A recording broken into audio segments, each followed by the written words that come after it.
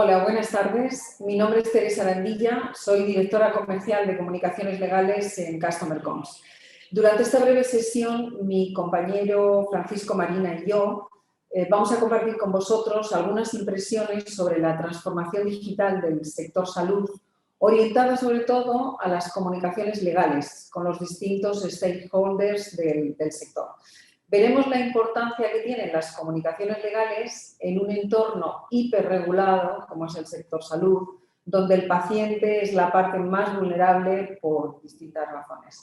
Antes de entrar en materia, permitidme por favor unos segundos para presentaros nuestra compañía. Somos un grupo especializado en las comunicaciones con clientes, formado por dos empresas, Mailtech y Customer Comms. Mailtech, desde el año 1994, está focalizada en la comunicación gráfica personalizada para comunicaciones de marketing directo, promocional y comunicaciones transaccionales. Y Customer Comms, desde el año 2012, y siendo la compañía tecnológica del grupo, está focalizada en los procesos de comunicaciones digitales. La unión de ambas compañías nos ha permitido en todos estos años ayudar a nuestros clientes a transformar digitalmente sus comunicaciones. Utilizamos tecnología propia en nuestras plataformas Comunicalia y Certdesign.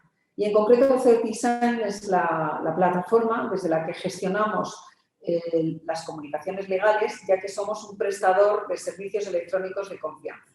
En definitiva, lo que hacemos es gestionar tanto las comunicaciones de marketing, las transaccionales y las legales, y a través de todos los canales, tanto los canales físicos como los canales digitales. Y bien, me gustaría comenzar esta sesión mostrando una información de la situación del sector sanitario a nivel europeo.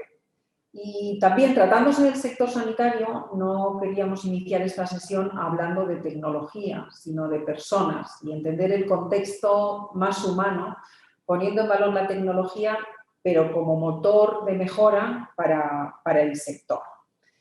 Y desde esta perspectiva humanista, si tuviéramos que resumir la situación en una frase, podríamos decir que el sector sanitario afronta unos niveles de presión sin precedentes, ¿no? Y no lo decimos nosotros, lo dice el informe de Deloitte, del que os pongo referencia, y está construido sobre estadísticas del propio Eurostat. Como podemos ver, la demanda de atención sanitaria es cada vez mayor, fruto en gran medida del envejecimiento de la población en el continente europeo, con más de 200 millones de personas mayores de 65 años y un grupo de 50 millones con personas viviendo enfermedades crónicas, ¿no? Por otra parte, la capacidad de los servicios sanitarios para cubrir esa demanda es cada vez más decreciente, ¿no? Y aquí sorprende saber que a nivel europeo cada vez está decreciendo el número de camas por cada 1000 habitantes, ¿no? O más grave todavía es conocer las cifras de profesionales que se estiman, de déficit de profesionales que se estiman para el año 2030 en toda Europa, ¿no? Como veis, esto es una brecha cada vez más marcada entre las necesidades de atención de las personas demandantes de servicios sanitarios y la capacidad que tiene el sistema de hacer frente en todos los ámbitos de actuación, incluido también el ámbito tecnológico, ¿no? Y está claro que este impacto que esta brecha genera en los ciudadanos exige que los distintos estados pongan en marcha acciones claras para conseguir reducirla o hacerla desaparecer. ¿Y cómo podemos o cómo se puede cerrar esta brecha, ¿no? Aquí sabemos todos que la transformación digital está ayudando a muchos sectores en su necesidad de reinventarse y el sector salud, evidentemente, no se queda atrás y no va a ser menos, ¿no? Los beneficios de esta transformación digital impactan muy positivamente en todos los stakeholders del sector que hemos comentado, tanto los pacientes, los profesionales y, por supuesto, el propio sistema de salud. Y si comenzamos por la parte más vulnerable, que son los pacientes, y recordamos las cifras que acabamos de comentar, cada vez más demanda de servicio, cada vez más enfermedades crónicas, la medicina preventiva, por ejemplo, ha de potenciarse. Y, por ejemplo, la tecnología IoT, Internet de las Cosas, tiene mucho que decir en este campo, ¿no? Si nos fijamos en los profesionales y también recordamos la complicada situación que se está identificada para el año 2030, debemos ayudar a simplificar y mejorar su vida profesional a estos profesionales para que puedan dedicar su tiempo a lo que realmente importa y no a tareas burocráticas o repetitivas, ¿no? Y aquí tecnologías como RPA, o sea, todo lo que es automatización de procesos o la gestión documental pueden ser muy útiles, ¿no? Incluso la inteligencia artificial puede ayudarles a tomar mejores decisiones médicas, ¿no?, a los profesionales. Y finalmente, si nos fijamos en concreto en el sistema de salud, pues son innumerables los beneficios que la transformación digital puede aportar al sistema de salud en general, ¿no?, para solucionar, por ejemplo, el reto de la interoperabilidad que a día de hoy tenemos entre organismos e instituciones, donde aquí tecnologías como Big Data tienen mucho que decir, o la propia telemedicina, que como suma de procesos, ¿no?, puede revolucionar la forma en la que todos recibimos asistencia médica, haciéndola más accesible en muchos sentidos, ¿no? Y todo esto nos hace plantearnos que estamos sin duda ante un cambio titánico en el sector. Y para ello es necesario contar, sin lugar a duda, con recursos económicos y con tiempo, ¿no? En todo este contexto que estamos comentando, además, entra el COVID. Llega el COVID para convertirse, evidentemente, en un acelerador del cambio, pero también para introducir más presión al sistema sanitario, ¿no? Y esto ha obligado a los distintos organismos que componen el sistema de salud a revisar sus objetivos y a priorizarlos, y a poner en marcha una serie de proyectos tecnológicos prioritarios para abordar el reto. Si nos fijamos en el gráfico que os muestro ahora a la derecha, está extraído de un informe actualizado a marzo del 2021 de la Sociedad Española de Informática de la Salud, vemos cuáles son los grandes proyectos donde se está poniendo foco actualmente, ¿no? En la base del gráfico podéis ver proyectos que reflejan claramente que estamos aún en una etapa temprana, donde debemos invertir en sistemas que generen verdadero conocimiento a partir del dato para luego poder extraer su valor y llevarlo a niveles superiores que permitan su uso, ¿no? Y visto todo lo que hemos llegado a comentar hasta aquí, pues la transición no parece tan sencilla, ¿no? Y esto lo vivimos todos, ¿no? En este gráfico que os muestro se recogen procesos del sector, todos ellos con peso legal, en relación con el paciente, que en su mayoría siguen soportados en papel. Y si nos fijamos también en el gráfico, vemos que esta situación no solo afecta a pacientes, sino que se extiende a todos los stakeholders que estamos comentando, a los que, bueno, ahí está incluido profesionales, instituciones, es decir, abordando el entorno B2B, B2C y B2B. Es importante tener en cuenta que la digitalización de estos procesos se tiene que llevar a cabo en distintas fases y no siempre va a ser viable la eliminación del papel al 100%. Hay que tener en cuenta el tipo de paciente y su entorno, ¿no? Y esto complica aún más los procesos de transformación total que obliga, en determinados casos, a hacer convivir el mundo físico de las comunicaciones con el digital. Bueno, pues después de estas reflexiones nos surge la siguiente pregunta. ¿Se pueden transformar digitalmente todos estos procesos sin perder valor legal? Yo esta pregunta no la voy a contestar, la va a contestar Francisco Marina, que es consultor en comunicaciones legales en Customer Comms y que además lo va a ilustrar con casos de éxito que nosotros gestionamos para nuestros clientes. Y por mi parte nada más. Muchas gracias. Muchas gracias, Teresa. Buenas tardes, soy Francisco Marina, soy un consultor experto en comunicaciones legales y vamos a ver ahora cómo podemos realizar esa transformación digital de la que hablaba Teresa anteriormente con nuestras plataformas de Meditech y Customer Comms. Tenemos dos plataformas, Certisign y Comunicalia, que nos van a ayudar en esta transformación digital. Certisign es la plataforma de gestión integral de comunicaciones legales en alta disponibilidad, alto rendimiento y proporciona distintas funcionalidades. La primera y muy importante es la multicanalidad. Somos capaces de llegar al paciente a través de muchos canales físicos y electrónicos, por ejemplo, el email, el SMS, una landing, un canal postal. Otro punto importante de las funcionalidades de CertiSign es la identificación. ¿Por qué? Porque estamos tratando datos sensibles, datos que tienen que ver con la salud.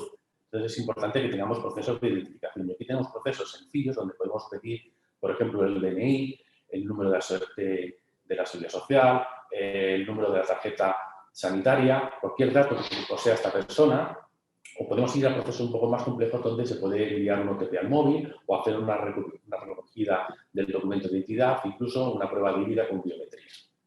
Otra funcionalidad importante de la plataforma CertiSign tiene que ver con la firma electrónica. Vamos a ver en los casos de uso algún ejemplo como el consentimiento informado, en el cual es necesario la firma por parte del paciente. Bien, pues esta firma se puede hacer con una firma simple, una firma avanzada o una firma cualificada.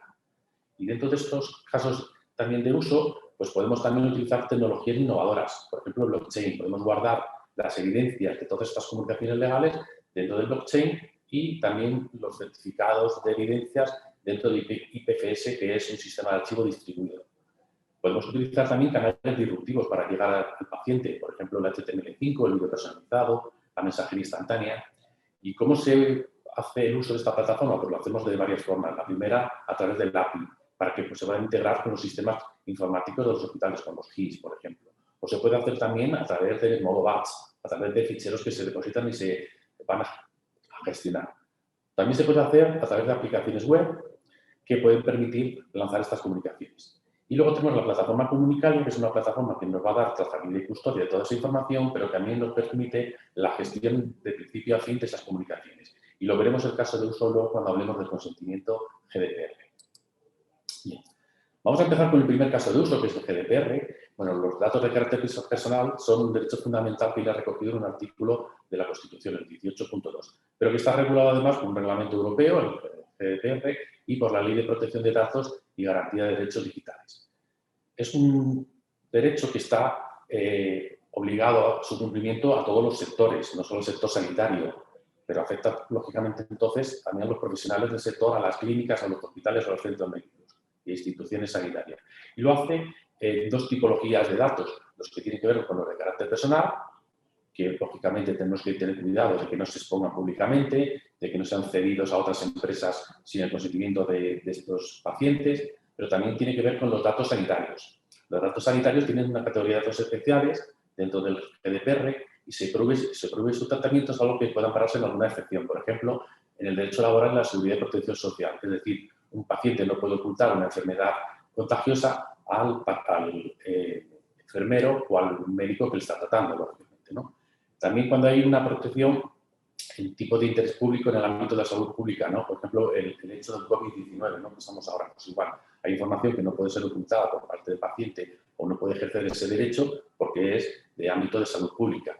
Y luego también en la realización de un diagnóstico médico. Lógicamente, un paciente no puede pedirnos que disponamos toda su historia clínica porque es parte de esa información que necesita el médico para el diagnóstico, ¿no? Hemos visto también que últimamente la Agencia Española de Protección de Datos está realizando distintas sanciones. En el tema de salud también pues, tienen especial cuidado, como hemos dicho antes, en dos sentidos. Uno, en el que los datos no sean expuestos y no sean enviados a otras empresas sin consentimiento, y en la parte de cómo se gestionan los datos médicos. ¿Cómo procedemos desde Customer Care a ofrecer una solución para la recogida del consentimiento multicanal? Pues lo hacemos de dos formas. Primero, con una comunicación proactiva, es decir, utilizamos distintos canales para llegar al paciente, pedirle consentimiento, y esto se realiza pues, a través de canales electrónicos, canales físicos, incluso un contact center, o podemos hacer una comunicación reactiva cuando el paciente entra a su área de paciente, cuando nos llama por teléfono para algún tipo de gestión que tiene que hacer sanitaria, o cuando entra en una aplicación del móvil también para gestionar algún proceso que tiene pendiente con nosotros. Sobre todo estos procesos también de GDPR tienen mucha incidencia en el sector privado de la sanidad. ¿Por qué? Porque muchas veces ofrecemos servicios comerciales y tenemos que tener mucho cuidado ante este consentimiento. Todos estos tipos de comunicaciones proactivas y reactivas nos van a llevar a una landing, a un formulario web, en el cual vamos a recoger de forma explícita, tal como dice el reglamento, ese consentimiento. Y luego podemos certificar evidencias y custodiarlas. Incluso podemos subirlas a la blockchain de Alastria para que quede pues, totalmente expuesto a quien quiera consultar, ¿no? Otra parte muy importante es la gestión del consentimiento. ¿Qué ocurre después de que se ha obtenido el consentimiento? Nosotros, desde nuestra plataforma comunitaria, podemos recoger esa información y guardarla. ¿Para qué? Para que el DPO, el encargado del tratamiento de datos de cada una de las compañías, ¿vale?, pueda hacer acceso a ellos mismos cuando el paciente se comunica pidiendo que haya algún tipo de actuación, por ejemplo, a la revocación del consentimiento. El DPO podrá acceder a esa plataforma donde hemos recogido y guardado estos consentimientos y quitar ese consentimiento que nos está revocando el paciente. Y además nosotros podemos comunicar con el paciente para decir que se ha hecho efectivo dicha revocación, incluso podemos certificarlo para tener seguridad de que esto ha ocurrido y que si posteriormente hay algún tipo de queja o algún litigio, pues podemos demostrar que actuamos de buena fe y que hicimos lo que tenemos que hacer. Otro caso de uso o de éxito también importante es el consentimiento informado. El consentimiento informado está regulado por la Ley 41/2002, perdón, y es un proceso que se realiza por el profesional médico o también por el enfermero, informando al paciente del tratamiento que se va a realizar, los riesgos y beneficios y alternativas que tiene. ¿Cómo se realiza? ¿De forma verbal o de forma escrita? Bueno, pues sabéis muy bien que en algunos supuestos es obligatorio hacerlo de forma escrita. El artículo 8.2 exige la presentación por escrita cuando hay una intervención quirúrgica, cuando hay un procedimiento diagnóstico y terapéutico invasor o cuando supone un riesgo de notoria y previsible repercusión negativa. Entonces, en estos casos en los que se hace por escrito es donde podemos hacer una transformación digital, es decir, podemos recoger el consentimiento informado a través de un soporte electrónico y recoger la firma del paciente y del médico a través de también una firma electrónica. Bien. Por acabar vamos a ver cómo sería un proceso tipo de consentimiento informado. Y ahora está muy de moda porque hemos visto que con la vacuna de AstraZeneca, la segunda dosis para los que quieran hacerlo con el mismo tipo de vacuna, pues se le va a pedir el consentimiento informado. Desde los sistemas hospitalarios se tiene preparada la intervención y es el responsable de la recogida del consentimiento, médico, enfermero, enfermera, el que tiene que ir al paciente a presentarle el consentimiento informado y recoger dicha. Si lo hacemos en una transformación digital y por medios electrónicos, tenemos que tener un dispositivo donde podamos mostrar el documento para que el paciente pueda leerlo y pueda ver lo que está firmando. Se recoge a continuación firmas electrónicas avanzadas de ambas partes, del paciente y del médico, y lógicamente esto se va a almacenar en la historia clínica de este paciente, con lo cual ya el proceso es un proceso de transformación digital que desde principio a fin. Un caso también importante de uso del consentimiento informado es la custodia electrónica por parte de un prestador de servicios de confianza que le da esa ciencia y ese valor general en todo el proceso. Estos son dos ejemplos, pero también podemos tener ejemplos en el B2B, donde se pueden gestionar contrataciones de personal hospitalario y sanitario, o también en la firma con proveedores o en cualquier otro tipo de comunicación que podamos conseguir al paciente o que el paciente pueda comunicar con nosotros, por ejemplo, por la gestión de quejas y reclamaciones que se hace con el defensor del paciente. Y aquí acabamos la exposición y os invito a que os quedéis a la mesa redonda y podéis escuchar y hacer preguntas sobre estos temas. Muchas gracias.